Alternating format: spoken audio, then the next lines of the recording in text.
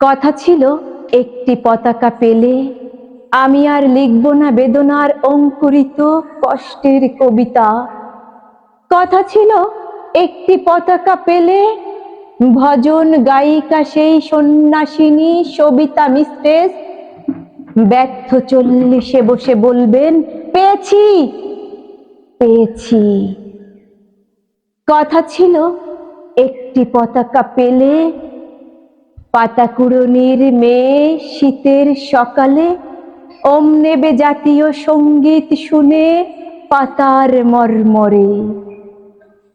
কথা ছিল একটি পতাকা পেলে ভূমিহীন মনুমিয়া গাইবে তৃপ্তির গান জ্যৈষ্ঠে বসে খেয়ে। বাঁচবে যুদ্ধের শিশু সসম্মানে সাদা দুধে ভাতে। কথা ছিল একটি পতাকা পেলে আমাদের সব দুঃখ জমা দেব যৌথ খামারে।